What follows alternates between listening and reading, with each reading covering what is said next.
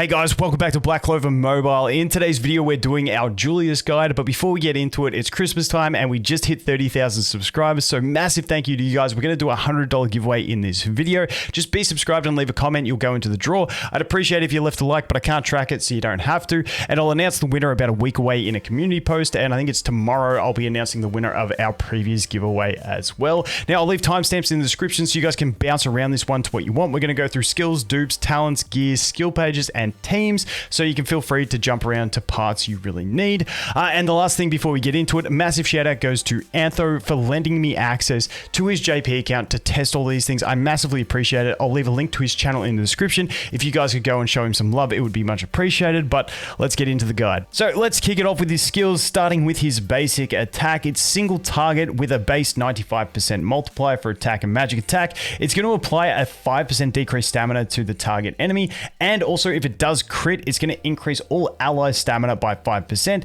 Now, it may not sound like much, but stamina manipulation is always fantastic in this game, so not a bad basic attack by any stretch. Next is his skill 2, which is a monstrous ability. It's going to deal AoE damage, it has a 3-turn cooldown, and its base multipliers are 75%.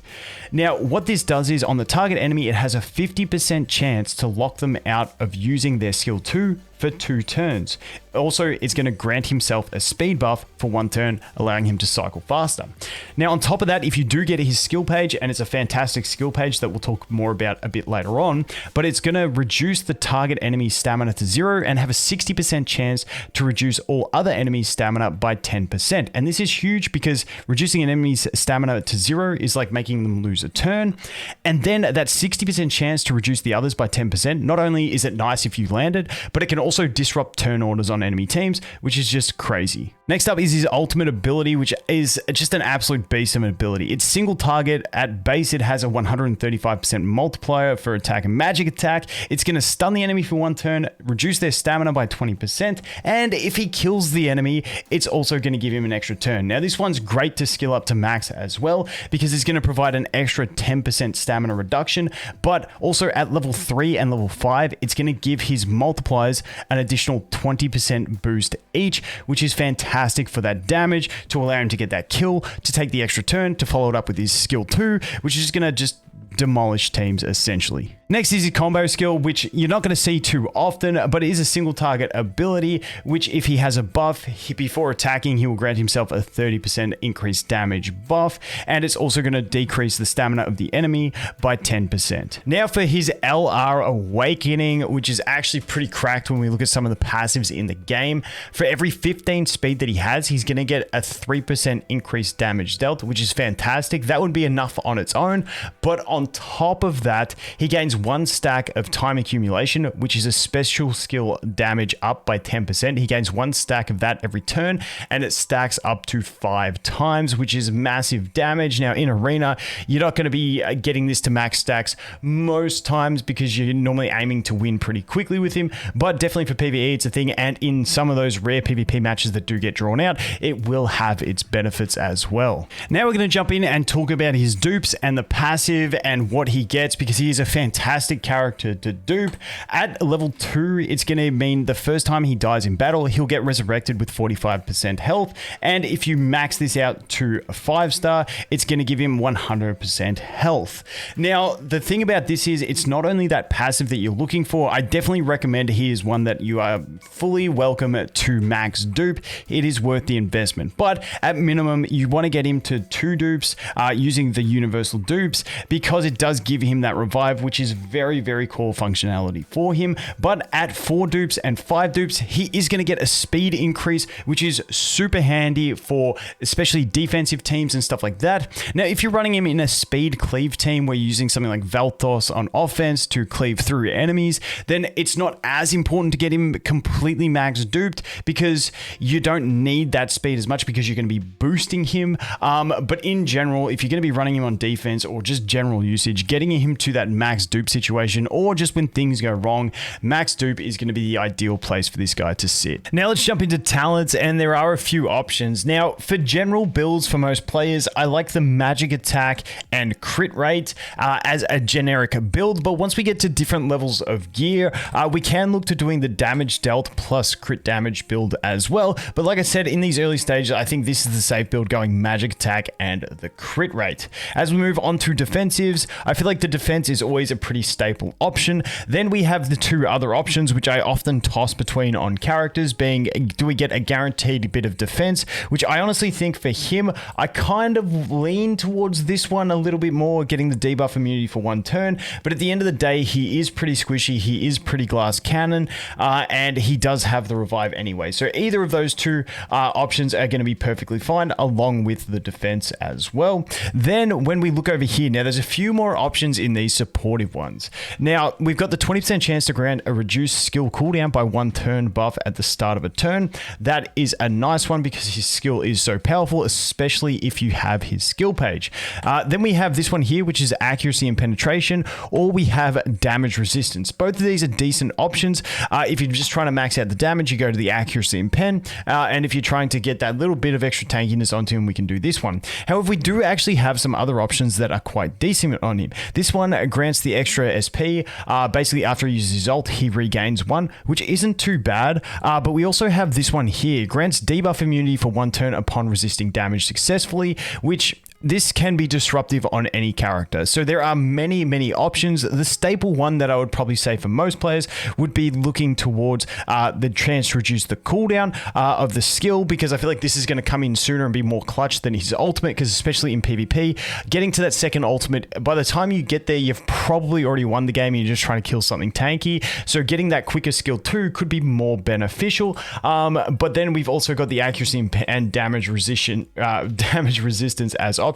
I'd probably just stick to the accuracy and penetration for him with my build, but either of those are going to be fine. All right, now we're going to look at gear. Now I'm pretty much going to steal the gear off my Lotus. I don't have a great build for him because obviously we've all just gone ahead and built Noel, and we're struggling for magic gear, especially if you're free to play on the global server. But this is what I am looking at. Essentially, you want 4 pieces, 4 of the big pieces with magic attack, 3 of the small ones with magic attack as well. You can get some benefit out of the attack ones as well, due to it being flat stat attack, so it's fixed, it's not based on percentages. He doesn't have anything else like Noelle does, where she wants the magic attack for shields, so the odd attack piece is going to be okay, but ideally we want to stack as much magic attack as possible.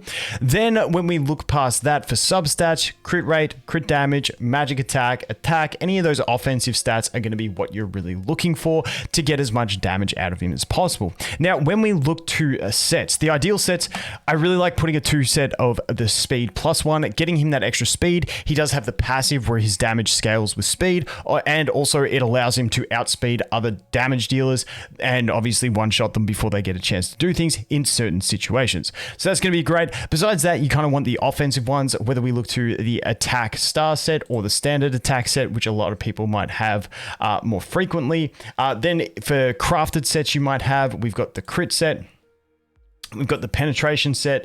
We also have this set, which is only going to help his skill 2, but still not bad. And then ones that you might farm later on are going to be penetration, the crit damage star, and the crit rate star. So those are the main sets we're looking to. But once again, as always, if you don't have the ideal sets, go for stats on the whatever sets you can make. Maybe you have a defense plus set, maybe you have a standard defense set. But just to recap it, the main 2 that I think most players would be looking for, farming the red dungeon at the moment for new players, is going to be the speed plus the speed star set and also the attack star set. And then for most players, the easiest 3rd set to build would probably be the standard attack set, and that's going to be a pretty safe build for most players who started at global. Now we're taking a look at skill pages. Now, like I mentioned earlier on, he's got an absolutely cracked skill page for his signature one. If you can get your hands on this, it is definitely worth it. We got at base 10% increase all attack, which is fantastic, really helping his damage as well. And like I mentioned mentioned, it adds the reduced stamina to 0 on the target enemy with his skill 2 and a 60% chance to reduce everyone else by 10%. It is just an absolutely fantastic skill page. One of the best signature skill pages in the game, in my opinion, and definitely worth getting if you can. Hopefully you've saved up some summons and you're going to go ham, and best of luck on your pulls for the Wizard King. Moving on from that, I'm going to mention some basic ones that a lot of people will have as free to play, but basically anything you're looking at with any sort of crit stats tied to it, or some damage dealt, or some magic attack or all attack are going to be beneficial for him. But just some options that a lot of free to play players will have. This one we all got for free. This one's going to give him some crit rate. I don't like this one as much as some of our other options because most of his damage is front loaded from the start of battle, and we're looking at doing it that way with his damage, but this one can also be useful to get that extra crit rate. Then we have this one, which is just 10% increase all attack, which is basically the effect that he has on his signature one, but it doesn't have obviously the extra unlock, and its dupes aren't quite as powerful. But this one, 10% all attack, is pretty nice as well, and we all get this one for free at the start of the game. Once you start getting it duped, it's not going to be too bad. As we move into SRs, we do have this one here, which is going to give you the extra crit rate. Now, this one just gives you that straight up crit rate, which is going to be a bit more beneficial than what this one over here does, because this one does take time to scale. So this one, once again, not ideal because he does want to be critting hard from the very start. And especially if you have this one max duped, he's just getting that 15% crit rate. He's going to be very beneficial for getting that more consistent high damage from him. And then the other SR option, which a lot of people will be able to get max duped, but this one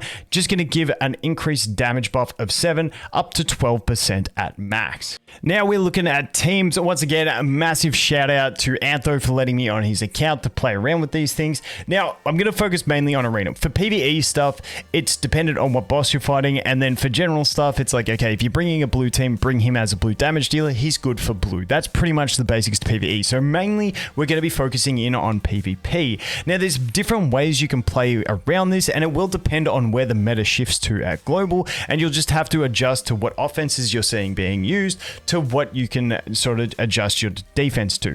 Now, one I always like with him is going to be Vengeance with Mars. Vengeance being so fast, especially once he does eventually get max duped, he can outspeed some of the other speed threats. You pair him with Mars, you lead off with his combo attack to try and stun enemies and completely disrupt them. Then you have Noel and Julius there to basically just slap at least 2 enemies probably dead, and then from there it's pretty much GG. So that's a really solid defense team. Not my ideal pick on offense, and you can mix this around. You can drop Noel out for some more support. You can drop Vengeance out for some other type supports. The main units we're going to be looking at subbing into some of these slots will be things like Mimosa if you have her.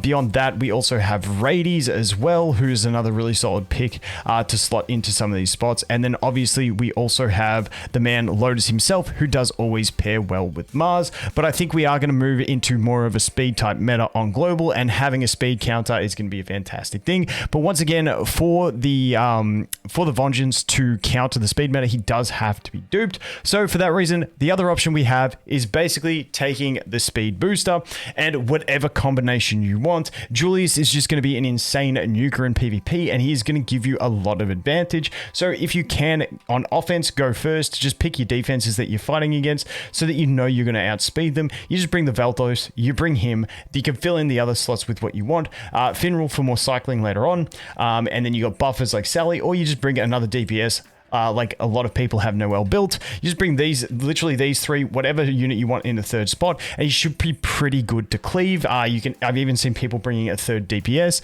buffers, maybe some sustain just in case, another supportive type unit, like I said, like Finral. You can really just mix it around with whatever, and like I said, you'll be pretty good. So I think he's going to be an absolute monster. We'll have to see exactly where the meta goes in PvP, but those are what I foresee being some of the teams you will want to take him in. But anyway, guys, that is going to be it for this one. As always, thanks for watching. Merry Christmas, because it is just ticked over into Christmas while I'm recording this one over here. So I hope you guys have a wonderful time. And don't forget, be subscribed and leave a comment to go into the draw. Thanks for watching. Hope you have an awesome day, and I look forward to seeing you in the next one. Cheers.